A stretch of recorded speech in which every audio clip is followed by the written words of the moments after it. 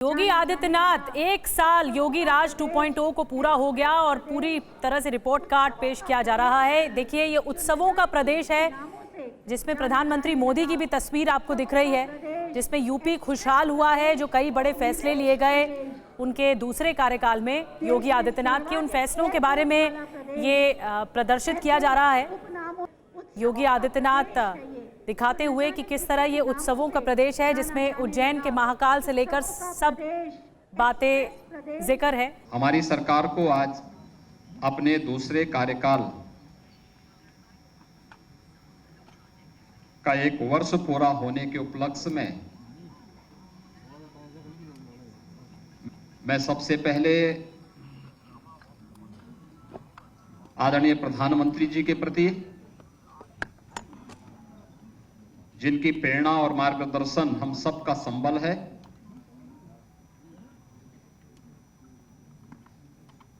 जिनके मार्गदर्शन में उत्तर प्रदेश ने देश और दुनिया में अपनी एक और नई पहचान बनाई है। मैं इसके लिए आदरणीय प्रधानमंत्री जी के मार्गदर्शन के लिए हृदय से आभार व्यक्त करता हूं। मैं आभार व्यक्त करता हूं सभी केंद्रीय मंत्रिमंडल के माननीय मंत्रियों का, आदरणीय गृह मंत्री जी, आदरणीय रक्षा मंत्री जी, आदरणीय सड़क परिवहन राजमार्ग मंत्री जी और केंद्रीय मंत्रिमंडल के उन सभी माननीय मंत्रियों का, जिनका सदैव राज्य को पिछले 6 वर्ष के अंदर एक सकारात्मक सहयोग प्राप्त हुआ है। केंद्रीय नेतृत्व का, माननीय राष्ट्रीय अध्यक्ष जी का, राष्ट्रीय संगठन महामंत्री जी का और उन सभी पदाधिकारियों का, जिन्होंने सदैव एक सकारात्मक भाव के साथ उत्तर प्रदेश को एक नया संबल दिया है। मैं इस अवसर पर अपने मंत्रिमंडल के सभी सहयोगियों, प्रदेश संगठन के अपने प्रदेश अध्यक्ष जी, प्रदेश संगठन महामंत्री जी और उन सभी पदाधिकारियों को भी हृदय से अभिनंदन करता हूं, जिन्होंने लगातार न केवल सरकार और संगठन के परस्पर समन्वय, अपितु डबल इंजन सरकार के कार्यक्रमों को जन जन तक पहुंचाने में अपना योगदान दिया। सम और विषम परिस्थितियों में उत्तर प्रदेश की जनता जनार्दन के लिए पूरी मजबूती के साथ, पूरी तत्परता के साथ लगकर के कार्य किया है। उन सबको मैं इस अवसर पर हृदय से बधाई देता हूं। मित्रों, मैं इस अवसर पर आप सबका विशेष रूप से हृदय से अभिनंदन करता हूं कि आप सबने बहुत सकारात्मक भाव के साथ प्रदेश के अंदर हुए कार्यों को देश और दुनिया के सामने पहुंचाने का कार्य किया है। 6 वर्ष पहले उत्तर प्रदेश कहां था और इन 6 वर्षों के अंदर जो परिवर्तन हुआ है, वह परिवर्तन एक नए उत्तर प्रदेश की गाथा को सबके सामने भी रखता है। और मुझे बताते हुए प्रसन्नता है कि ये 6 वर्ष उत्तर प्रदेश के लिए अत्यंत महत्वपूर्ण रहे हैं। फुल मेजॉरिटी की सरकार और सरकार की स्थिरता का मतलब क्या होता है, यह भारतीय जनता पार्टी की सरकार ने उत्तर प्रदेश के अंदर परस्पर समन्वय और संवाद के माध्यम से उसे प्राप्त किया है। पिछले 6 वर्षों के अंदर हमारी सरकार ने आदरणीय प्रधानमंत्री जी के मार्गदर्शन और प्रेरणा से उत्तर प्रदेश के समग्र विकास की अपनी एक कार्य योजना जो बनाई थी, पूरी ईमानदारी के साथ उसे लागू करने के लिए हर स्तर पर प्रयास किया। आज उसके परिणाम भी हम सबके सामने हैं। ये जो 10 सेक्टर हम लोगों ने इसके लिए चिन्हित किए, तो उत्तर प्रदेश के अंदर जो परंपरागत जाति, मत, मजहब, भ्रष्टाचार, परिवारवाद, इस सब के नाम पर जो राजनीति होती थी, इससे अलग हट करके उत्तर प्रदेश की पहचान, उत्तर प्रदेश के अनुरूप असीम संभावनाओं वाले प्रदेश के रूप में उत्तर प्रदेश की पहचान हो, उस रूप में उसे आगे बढ़ाने के लिए जो 10 सेक्टर चिन्हित हुए, उस पर हमारी पूरी टीम ने काम किया। ये 6 वर्ष में से मित्रों 3 वर्ष तो वैश्विक महामारी कोरोना से लड़ते हुए, जूझते हुए व्यतीत हुए, और उसी में हम लोगों ने राह भी निकाली। मुझे बताते हुए प्रसन्नता है कि उत्तर प्रदेश ने इस दौरान अनेक उपलब्धियां हासिल की। जो उत्तर प्रदेश जिसके बारे में कहा जाता था कि उत्तर प्रदेश में विकास नहीं हो सकता, विकास की कोई सोच नहीं है, आज वह आदरणीय प्रधानमंत्री जी की सभी फ्लैगशिप स्कीम में देश के अंदर नंबर 1 की दौड़ में है। और एक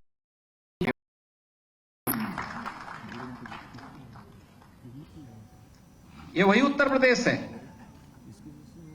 जिसके बारे में लोगों की धारणा थी कि नहीं, वहां तो परिवारवाद है, वहां भ्रष्टाचार है, वहां हर दूसरे तीसरे दिन एक दंगा होता है। 6 वर्ष के अंदर उत्तर प्रदेश दंगा मुक्त हुआ। 6 वर्ष में उत्तर प्रदेश ने अपने इंफ्रास्ट्रक्चर को बेहतर किया है। इंफ्रास्ट्रक्चर वाले राज्यों में उत्तर प्रदेश की गिनती हो रही है। अपने युवाओं के बारे में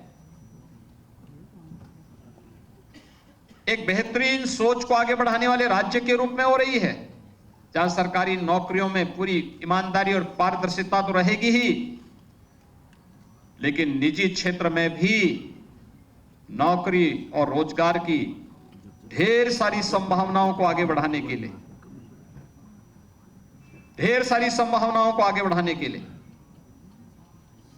जो प्रयास हुए हैं डबल इंजन सरकार के द्वारा, उसके परिणाम भी हम सबके सामने हैं। आज आप देख सकते हैं उत्तर प्रदेश के अंदर 1 करोड़ से अधिक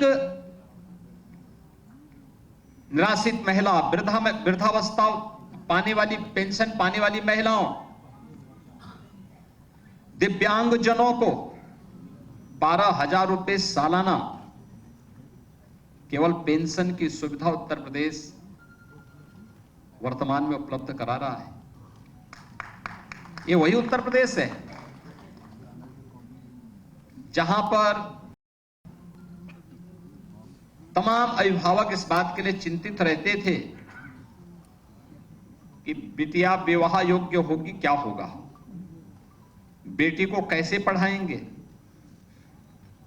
आज 14 लाख से अधिक बेटियों को मुख्यमंत्री कन्या सुमंगला योजना से आच्छादित किया गया है, और प्रदेश के अंदर बिटिया की पढ़ाई पूरी होगी तो मुख्यमंत्री सामूहिक विवाह योजना भी उस बेटी की शादी के लिए शासन के सहयोग से इस कार्यक्रम को आगे बढ़ाने का कार्य करेगी। 2.25 लाख से अधिक बेटियों की शादी ब्याह उससे संपन्न हो गया। लगातार इस पे कार्य चल रहे हैं। महिला स्वयंसेवी समूह एक नए मॉडल के रूप में आज उत्तर प्रदेश के अंदर कार्य कर रही है। महिला और बाल विकास विभाग के पोषाहार योजना को हर कुपोषित परिवार तक पहुंचाने का कार्य और उनके स्वयं के प्लांट हर ब्लॉक खंड स्तर पर लगाए जा रहे हैं। वहीं महिला सशक्तिकरण, स्वावलंबन और सम्मान के एक आदर्श के रूप में भी उत्तर प्रदेश आगे बढ़ा है। युवाओं को आसानी से नौकरी भी मिल सके, वे आर्थिक स्वावलंबन की ओर अग्रसर भी हो सके, उनके द्वारा स्वतः रोजगार को भी आगे बढ़ाने का प्रयास हो सके। उत्तर प्रदेश आज अपने एमएसएमई को जिस रूप में प्रमोट किया है, 1 डिस्ट्रिक्ट 1 प्रोडक्ट की योजना आज उत्तर प्रदेश में ही नहीं देश में और दुनिया में एक नई धूम मचा रहा है। विश्वकर्मा श्रम सम्मान उत्तर प्रदेश के हस्तशिल्पियों,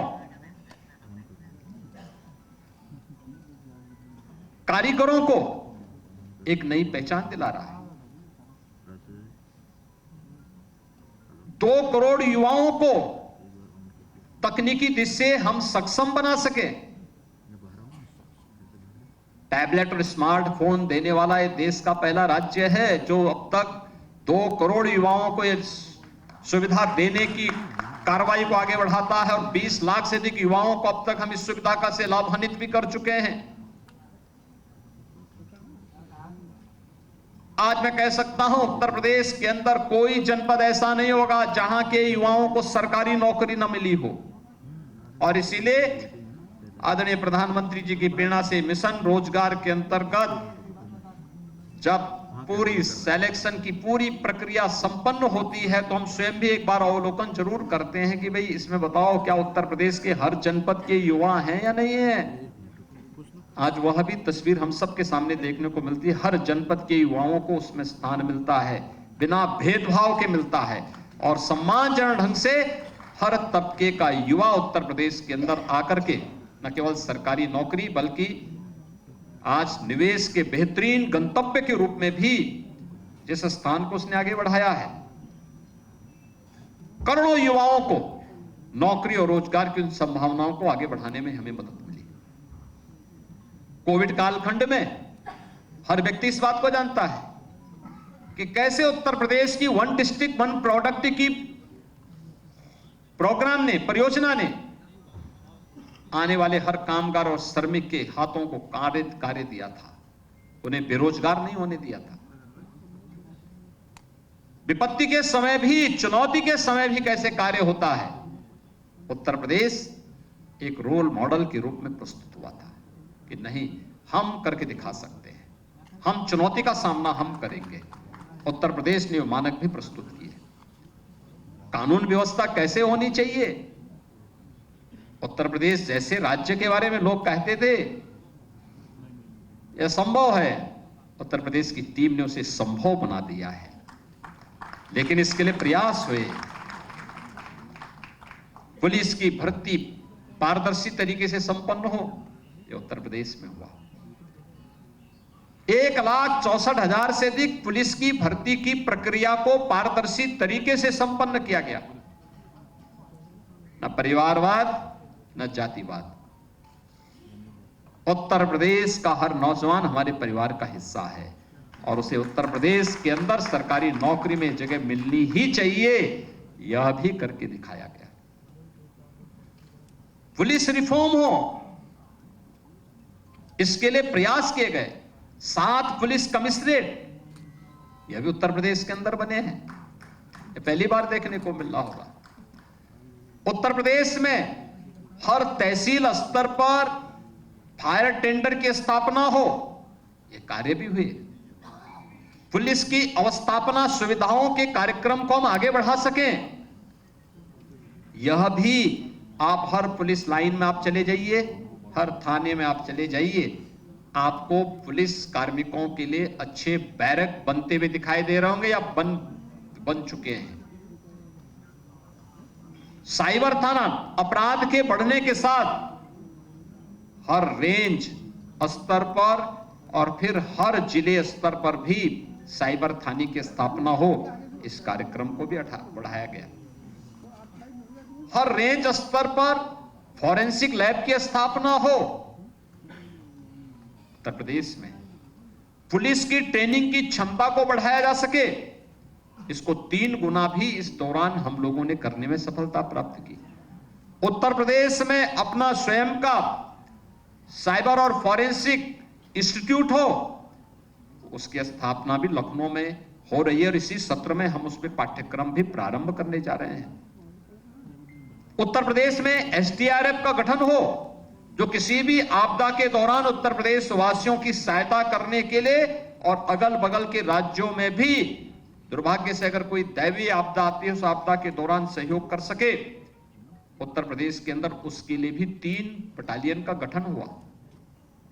उत्तर प्रदेश के अंदर मृतप्राय हो चुकी पीएसी की 54 वाहिनियों को पुनर्गठन हो सके, यह भी किया गया।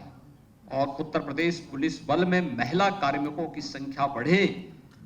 आज आप देख सकते हैं पहले की तुलना में 1947 से 2017 के बीच में जितनी मुस्लिम जितनी भी वहां महिला कार्मिक थी, 10,000 से बढ़ा करके आज उनकी संख्या बढ़ करके महिला कार्मिकों की संख्या बढ़ करके आज वह लगभग 40,000 तक पहुंच रही है। 4 गुना ये संख्या बढ़ जाए, ये अपने आप में महिला सशक्तिकरण के उदाहरण भी प्रस्तुत करती है। उनकी ये सभी प्रकार की संभावनाओं को आगे बढ़ाता है। और यहां से जब कार्य प्रारंभ होता है, यहां पे सरकार में ही स्थिरता और अस्थायित्व नहीं है, प्रशासन में भी अस्थायित्व है। पहली बार आपने वर्षों के बाद, दशकों के बाद देखा होगा, कोई जिलाधिकारी, कोई पुलिस अधीक्षक अपना पूरा टेन्योर पूरा कर रहा है जनपदों में, अन्यथा ताश के पत्तों की तरह फेंटे जाते थे सब। प्रशासन में स्थिरता नहीं होगी, शासन में स्थिरता नहीं होगी, हम कुछ भी परफॉर्म नहीं कर सकते। लेकिन डबल इंजन सरकार की ताकत है। आज शासन में अस्थायित्व है तो प्रशासन को भी उस अस्थायित्व का लाभ मिल रहा है और उसका अंततः लाभ उत्तर प्रदेश की 25 करोड़ जनता को प्राप्त हो रहा है। उसका लाभ उत्तर प्रदेश की जनता को हो रहा है। हर एक सेक्टर में, हर एक क्षेत्र में ये सब रिफॉर्म के लाभ प्राप्त हो रहे हैं, इस परफॉर्म के लाभ प्राप्त हो रहे हैं। अकेले अन्नदाता किसानों के जीवन में परिवर्तन लाने के लिए डीबीटी के माध्यम से 3.5 लाख करोड़ रुपए से अधिक की धनराशि डीबीटी के माध्यम से अन्नदाता किसानों के खाते में गया है। और अगर कर्ज माफी की बात को मैं भी इसके साथ जोड़ दूं तो यह संख्या बढ़ करके 4 लाख करोड़ रुपए से ऊपर तक पहुंचती है। मित्रों, ये चीजें दिखाती हैं सरकार की प्राथमिकता जाति, मत, मजहब, क्षेत्र, भाषा नहीं। गांव है, गरीब है, किसान है, नौजवान है, महिलाएं हैं, समाज का प्रत्येक तबका है। और सरकार ने अपने कार्यक्रमों के माध्यम से केंद्र और राज्य सरकार की योजनाओं को पूरी ईमानदारी के साथ उन तक पहुंचाने का काम हुआ। आज उत्तर प्रदेश में बेहतरीन इंफ्रास्ट्रक्चर है। इंफ्रास्ट्रक्चर के कार्यों को आप देख सकते हैं उत्तर प्रदेश के अंदर। पूर्वी उत्तर प्रदेश जो विकास की दौड़ में पिछड़ गया था, पूर्वांचल एक्सप्रेस वे के साथ जुड़ चुका है।